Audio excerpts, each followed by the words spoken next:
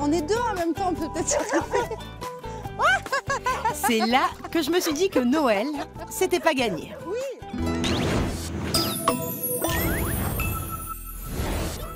Je ne sais pas vous, mais moi, j'adore Noël. Mon beau sapin. Saviez-vous que la Bourgogne est l'une des régions de France où les traditions de Noël sont les plus riches? Eh oui, tiens, la bûche par exemple, c'est nous. Cette bûche était traditionnellement de bois, on la creusait, on y mettait des sucreries et on la déposait dans la cheminée pour la faire brûler. Étonnant, non? Je vous réserve d'autres surprises aujourd'hui dans C'est là que j'aime ta verdure. Alors faites le plein d'astuces, aujourd'hui dans C'est là, c'est parti!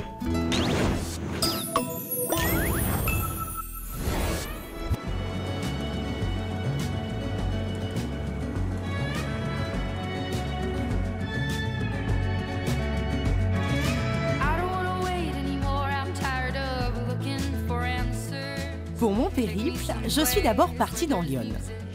Pour réussir ce Noël, il me fallait un sapin. Et là-bas, j'étais certaine de trouver mon bonheur.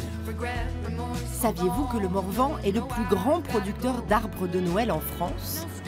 Un sapin sur 4 vient de la région. Pour m'éclairer sur le sujet, donc, j'ai contacté Pierre, l'expert en la matière.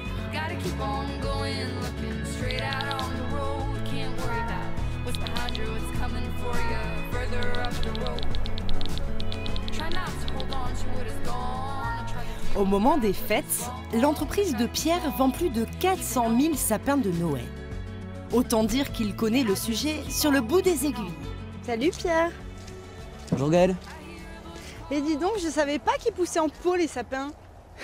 Eh bien si, les sapins en fait, ils poussent pas uniquement en forêt, en tout cas pour Noël, on les cultive. Donc on les plante ou en pot ou en pleine terre, mais c'est dédié pour les sapins de Noël. Très bien, mais ça on savait pas en fait. En tout cas, ce que je savais pas moi, c'est que on n'arrachait pas les arbres des forêts pour pouvoir les exploiter après. Non, en fait ça se cultive. Non, ça. voilà, le sapin c'est cultivé. C'est vraiment important de le noter, tu as raison, parce que il y a encore des gens qui croient qu'on va couper les sapins en forêt, alors qu'en fait c'est sur nos parcelles, dans nos champs, qu'on cultive les sapins de Noël qui après vont rejoindre les foyers un peu partout en France.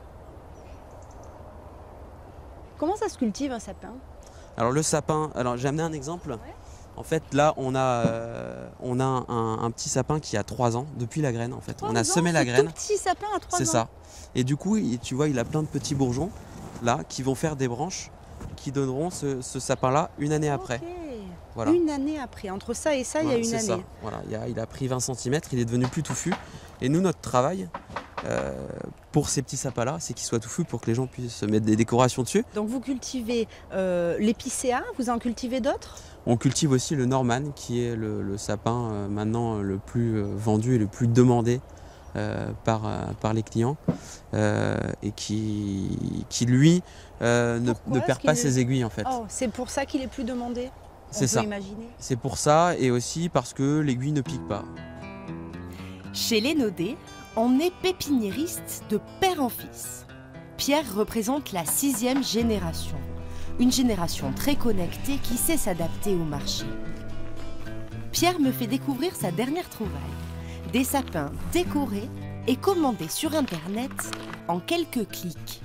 Oh, que ça sent bon! Ah ben, c'est normal. Magnifique. Que ça sent bon, Yann. On est là, on est dans l'antre des sapins. Ah. Et puis surtout dans celui de ton concept à toi qui est le petit sapin. C'est ça, en fait sur le site, tout le monde peut voir les visuels des différentes décos qu'on a là et choisir la couleur du pot. Donc en fait on met le sapin dans le pot et ensuite on joint la déco que les gens ont choisi au sapin. Est-ce qu'il y a une tendance cette année particulièrement de déco? Alors il n'y a jamais une tendance, mais il y en a souvent plusieurs. Il y a toujours le traditionnel, mais un peu revu, avec un joli ruban rouge doré. Le brillant. On a le côté blanc et or qui est aussi de plus en plus présent. Des fruits, voilà. Fruits séchés. C'est ça, là on a des oranges séchées, de la mousse, c'est le côté nature. On a des petites candy canes qui peuvent se mettre facilement dans le sapin. C'est drôle. Ah, j'aime bien ça, moi, tiens. Pas mal, ça. La guirlande blanche, ça te plaît? Allez, on décore? Et ces boules-là? On peut relancer.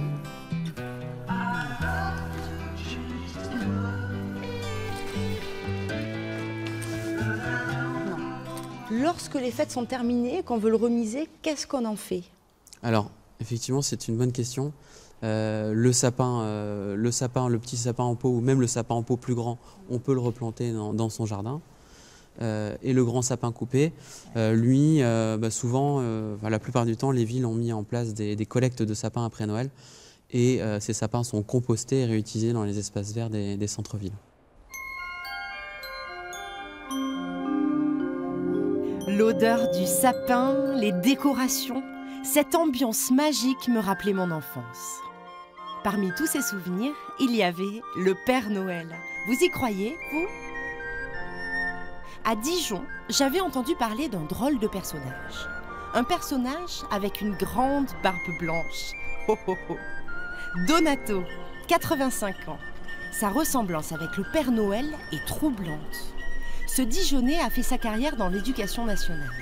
C'est seulement à la retraite qu'il est devenu le Père Noël officiel de Bourgogne. J'ai jamais pensé, bien avant, d'être le Père Noël. Ça m'est venu comme ça, et au fur et à mesure, mes cheveux ont blanchi, et automatiquement, j'étais le Père Noël. Il n'y a pas de problème, je suis quand même Donato, et simplement un Père Noël depuis 25 ans. Aujourd'hui, Donato vit et respire Père Noël.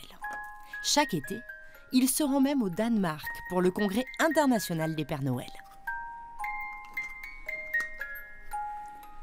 Le Père Noël est une tradition qui nous vient d'Europe du Nord. Ce n'est qu'au XXe siècle qu'elle est arrivée dans notre région. Avant, les Bourguignons célébraient le Père Janvier. Il était toujours accompagné du Père Fouettard pour les enfants désobéissants. Mais sur le Père Janvier, il y a débat. Le Père Janvier, on entend parler, non? Enfin, moi, je reste dans ma position. Après, il y a tous ceux qui veulent des fois dire... On ne le fait pas trop en Bourgogne. Ce sont surtout les Américains qui ont popularisé le Père Noël. Certains prétendent même que son costume rouge a été créé par une célèbre marque de soda. Personnellement, je ne sais pas. En tout cas, dans la rue, comme une star de cinéma, la vedette, c'est Donato. Je suis connu, reconnu partout. Et quel que soit le jour de l'année, tout le monde me rencontre en France ou à l'étranger en me disant « Bonjour Père Noël ». Ça, c'est automatique. Et quel que soit mon habit, même en short. Parce que vous savez, un Père Noël en short, c'est spécial un petit peu. On se demande, tiens, mais c'est pas possible. Ce matin-là, Donato a rencontré une vingtaine d'enfants. Un moment magique qui restera gravé longtemps dans les mémoires. Ah ben, vous avez fait des beaux dessins. Merci. Qui c'est qui veut me faire un petit bisou? Oh là là. Merci Père Noël. Voilà. Voilà. Oh là là là. Ça me fait beaucoup d'émotion. Parce que c'est formidable. On apporte des cadeaux et après, je vais avoir des jouets. J'aime le Père Noël. C'est cool. Bonjour. Bonjour, mademoiselle, que tu es jolie. Tu es jolie, tu es avec maman? Et les mamies qui me disent, mais Père Noël, vous êtes chez moi des photos avec tous mes enfants. Elle dit maintenant, c'est avec tous mes petits-enfants. Et on commence à dire avec les arrière-petits-enfants. Alors, pourvu que ça dure. Voilà. Donc, à bientôt.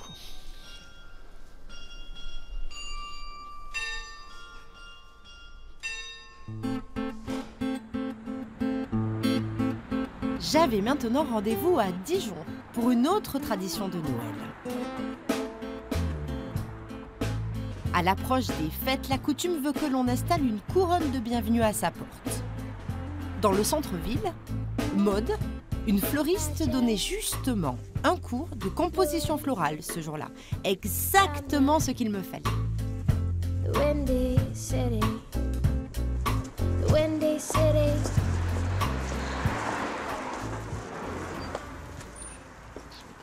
Bonjour. Bonjour Belle. Je viens prendre un cours d'art créatif.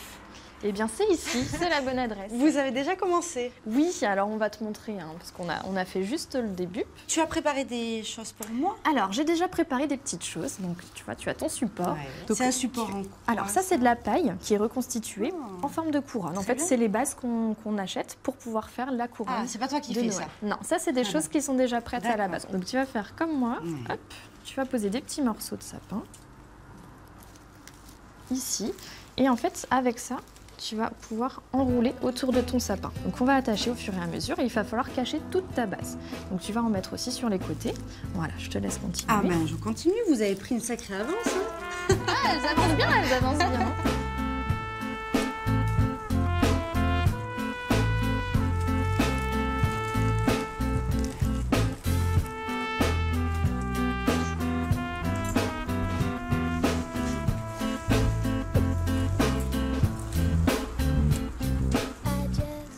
Ah ben regarde, ça commence à ressembler à quelque chose. Oui, ouais, ça y est, là, ça commence à prendre forme. Ouais. De l'autre côté, c'est moins ça. Alors l'autre côté, c'est pas très grave parce que vu que ça va être sur la porte. Voilà, ce sera soit sur la porte ou alors ça va être posé sur la table.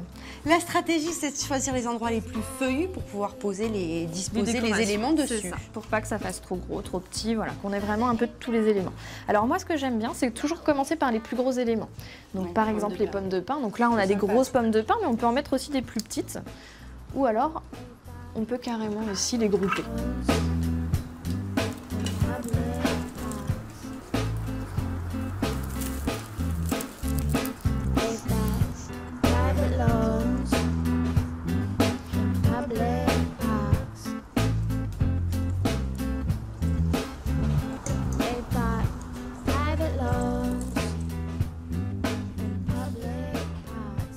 Ensuite, après, il y a différentes traditions.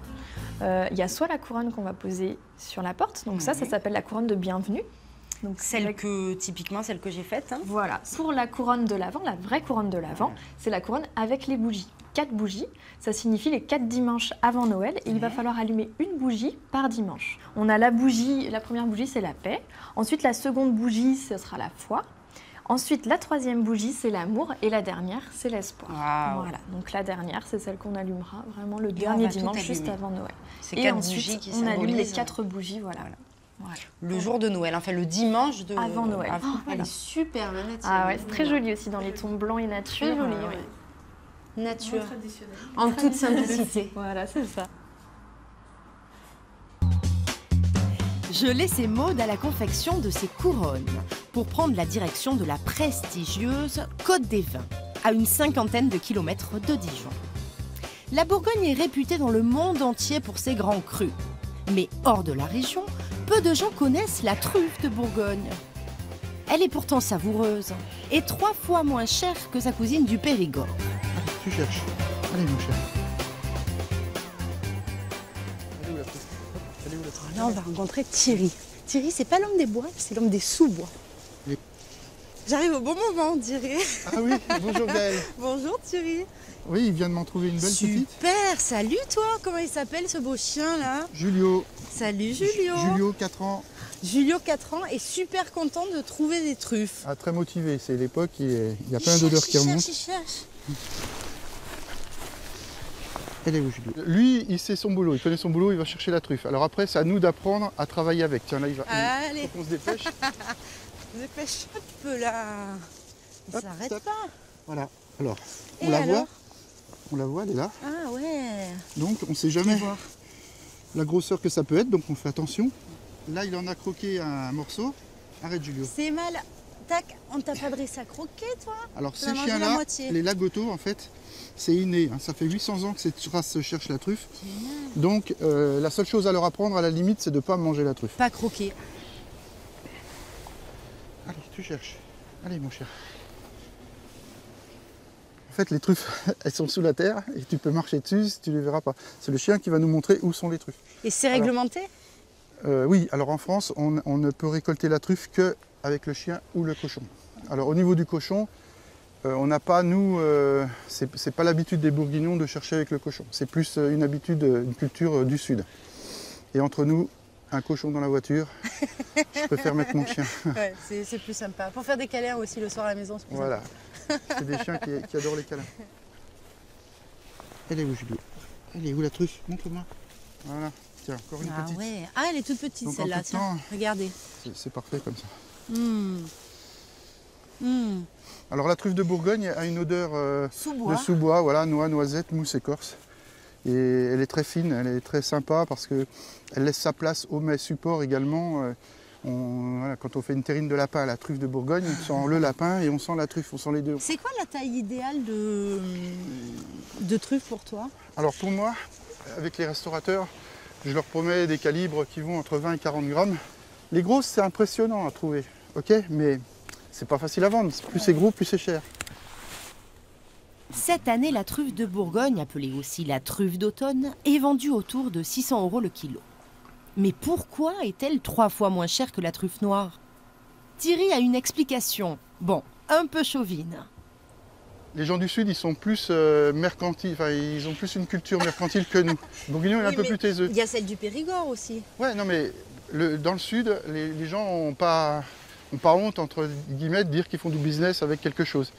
Alors qu'en Bourgogne, il y a les marchés aux truffes qui arrivent maintenant, de plus en plus, mais c'était pas vraiment une habitude. Mais la truffe de Bourgogne existe depuis aussi longtemps que la mélano, bien sûr, puisque c'est naturel, c'est dans les bois.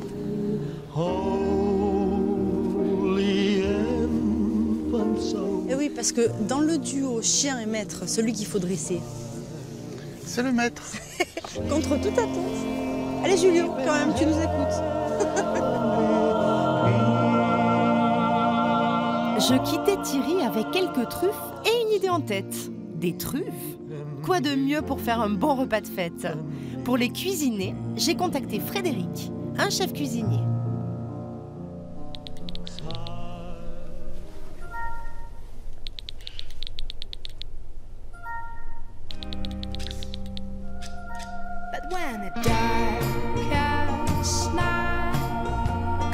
Quelques minutes plus tard, un petit point bleu faisait son apparition à l'horizon. Avec Frédéric, il ne faut pas être pressé. Normal, sa voiture a plus d'un demi-siècle et roule à son rythme.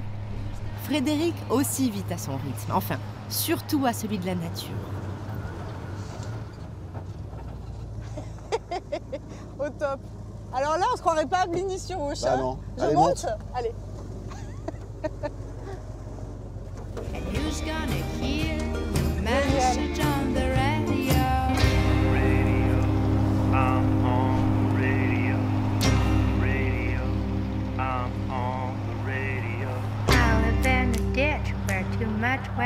Direction Bligny-sur-Ouche, un endroit isolé au milieu de la forêt.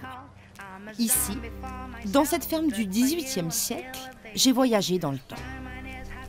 Frédéric élève uniquement des races anciennes. Cochons, moutons, dindons et surtout une quinzaine de races de poules.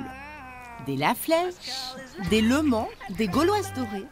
Des races qui existaient déjà au temps des Gaulois.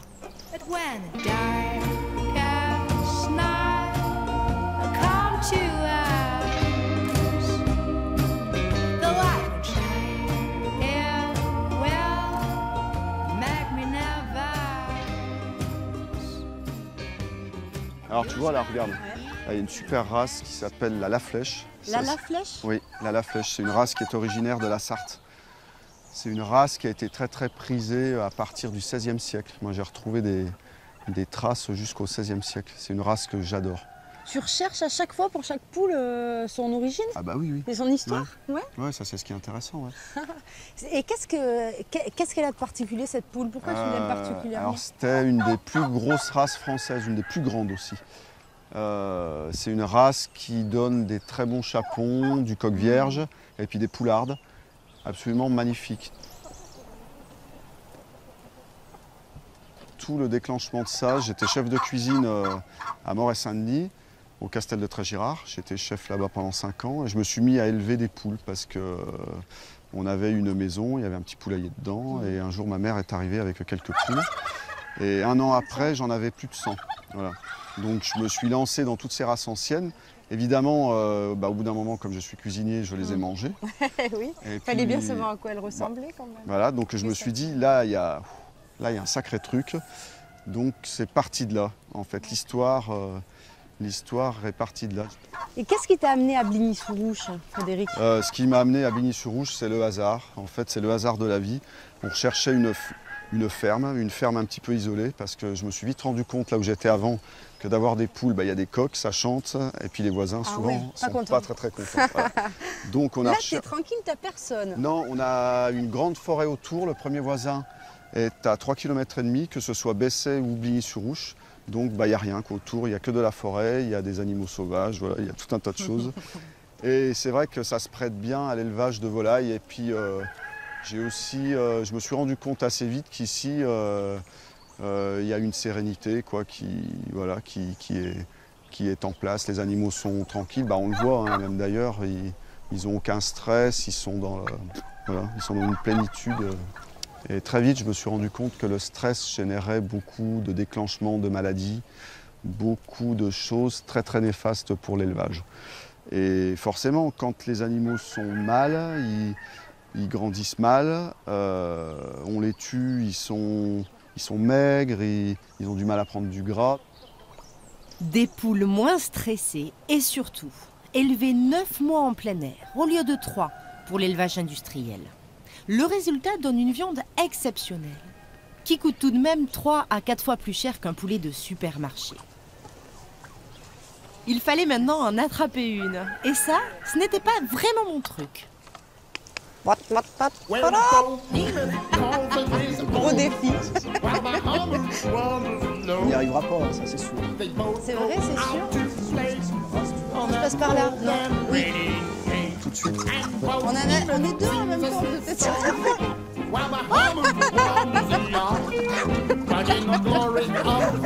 oui. Ah. Non, c'est bien. On en a une.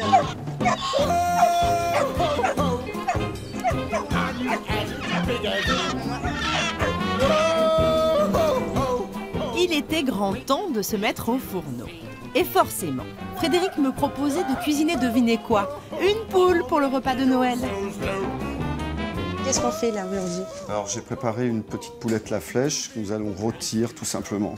La noire qu'on a vue tout à l'heure, les belles plumes noires bleutées, c'est ça. Alors, tu l'as déjà préparée? Donc, alors, voilà, je l'ai vidée et je l'ai salée 24 heures avant et puis beurrée. Donc là, pour le moment, on va la démarrer là comme ça. Alors on la met, j'ai préchauffé mon four à environ 220 degrés. D'accord. Alors on va faire une petite garniture toute simple avec un petit potimarron. C'est un red curry, ça s'appelle, c'est une variété que j'aime beaucoup, qui est très dense en chair, un petit peu farineuse, tu vois, et très très sucrée. Ah, ouais. Ah, il y a plein de pépins dedans. Ça. Donc là, on va le vider avec une cuillère. Hein. On prend une cuillère, on enlève toutes les graines. Ensuite, ce que je fais, c'est que je le coupe. Alors, tu vois ce que je fais? Je le mets comme ça. Si tu veux, tu peux mettre un petit peu de beurre dessus. Ouais. Avec le petit pinceau. Un peu partout. Ouais, à l'intérieur aussi? Ouais, si tu veux. Dessus. Et Pas de poivre, non, pas d'épices? Non. Laisse comme ça. Et ensuite, on va le mettre au four comme ça. Et on va le laisser cuire une vingtaine de minutes. Ouais. 1 heure dans un four à 220 degrés. Le secret réside dans la cuisson. Et oui, toutes les 10 minutes, Frédéric sort le poulet, le retourne et l'arrose. C'est ça son astuce. Pourquoi? Oula, il est en train de... Pourquoi tu... C'est vrai qu'elle est belle, elle commence à être un peu dorée. Et on va en profiter pour enfourner aussi nos la courge. petits potimarrons. Voilà, juste à côté, tout bête. On a juste une petite étape encore. Ah, super recette de Noël, simplicité absolue. Il faut juste de la bonne viande, de bons légumes. On mange. Alors, on va tout sortir. Notre potimarron qui est cuit, superbe, bien rôti. Tu me permets de vérifier? Ah oui. Et notre petite volaille. Super. Très bien cuite. Qui est toute belle aussi. Ouais. Voilà. Et ensuite, on va découper. Alors moi, je ne sais pas découper la poule. Le solilès? Mais oui. Eh oui. Le solilès. Allez, on y va. Ouh. Il est chaud. Pas mal. Je me suis dit qu'on pouvait peut-être agrémenter notre poulet d'un peu de truffe. Qu'est-ce que t'en dis? Voilà, la réponse est immédiate, claire, précise, nette. Donc qu'est-ce qu'on va saupoudrer? La truffe de Bourgogne, oui. Moi j'aime bien la travailler crue, en fait. Donc Ça on peut la révèle mettre le comme goût. ça. Oui. Et là, tu vois, je suis pas contre la goûter. Tiens. Super. Ah, elle résiste. Hein. Ça, c'est la truffe qu'on a ramassée avec Julien.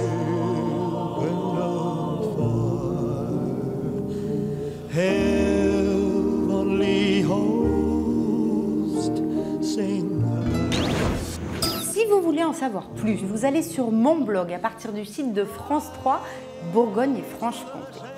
Quant à moi, avec cette jolie couronne, quelle bonne odeur, l'épicéa. Eh bien, il ne me reste plus qu'à vous donner rendez-vous l'année prochaine et avant cela, à vous souhaiter de merveilleuses fêtes de fin d'année.